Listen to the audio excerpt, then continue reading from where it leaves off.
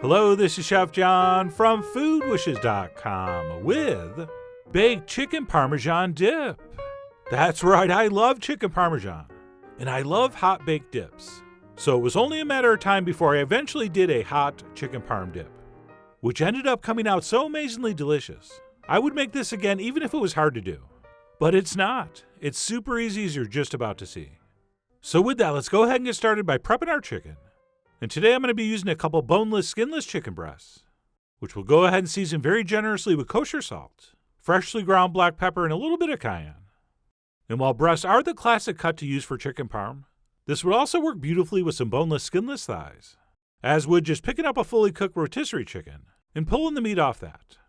But anyway, if you are using raw chicken, we'll go ahead and season that generously on both sides, at which point we'll head to the stove, where we're going to cook this in some olive oil over medium-high heat, which for breasts this size is going to take you about 6 minutes or so per side. And ideally we want these just barely cooked through, since don't forget our dip's going to get baked, so try not to cook these too well done at this point. Okay, even a little bit underdone is going to be better than over.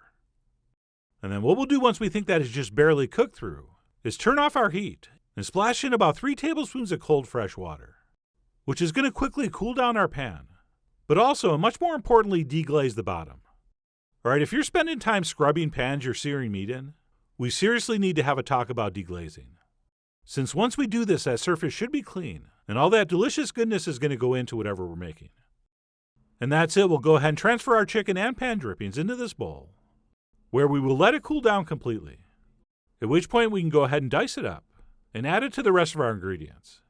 And then speaking of the rest of the ingredients, while our chicken's cooling, we can go ahead and mix those up, which for me is going to start with some ricotta cheese, which could, if you want, be cream cheese instead.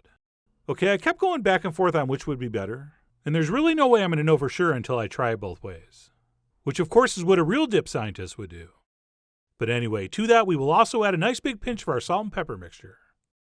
And then to our soft cheese, we will also add some grated cheese. And I'm going to do half mozzarella and half Monterey Jack, which is basically just like mozzarella, only it has a little more flavor.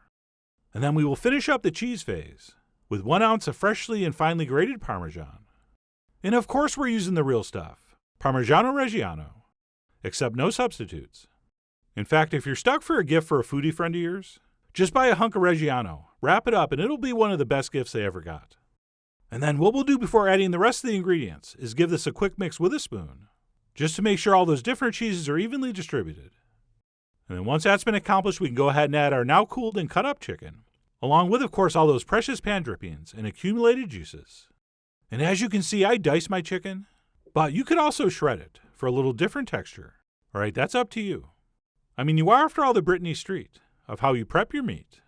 And in case you're wondering, that's my niece's name, and she's the only person I know that likes chicken parm more than I do. But anyway, we'll go ahead and finish this up with a couple cups of marinara, or the prepared tomato sauce of your choice. And then we will take a fork and mix this until it's just combined. And then besides this, the only other thing we're going to need to prep would be a little bit of breadcrumb mixture for the top. So what we'll do is toss some panko-style breadcrumbs, since those are the nice big jagged ones. And we'll toss those right into that dirty bowl we had our chicken in. Because why dirty another one? Plus this bowl came pre-flavored. And then to that we will also add a nice splash of olive oil, at which point we'll take a freakishly small wooden spoon and give this a mix. And that's it, we'll just mix those until they're coated with oil. And once these are set, we can move on to final assembly, which means transferring our chicken mixture into an ungreased baking dish or pan. Oh yeah, you heard me, ungreased. Even though almost every other baked dip recipe calls for a greased pan. But we're not going to do that, because it really doesn't make any difference. And people just do it out of habit. And that's exactly the kind of brainless routine I want you to rebel against in the kitchen. And then what we'll do once our chicken is go ahead and top that with our oiled crumbs, before we finish it off with a little bit of our 3 grated cheeses. But please don't overdo it. All right, we just want a fairly light dusting of the Parmesan, and then just a little sprinkling of our mozzarella and Monterey Jack. Otherwise, what's going to happen if we put a whole bunch is once it bakes, it's all going to fuse to those breadcrumbs, and whoever takes the first bite is going to get like half a pound of cheese on their crostini. So please show a little bit of restraint. And that's it, once cheesed. This is now ready to transfer into the center of a very hot 450-degree oven for about 20 minutes or so, or until beautifully browned and bubbling.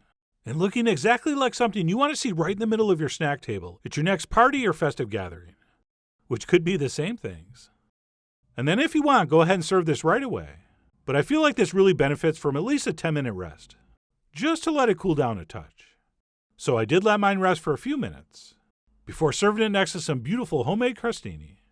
And then because every single chicken parmesan I've ever been served in my life has always come with a sprinkling of parsley, I decided to finish mine up with a little garnish of that.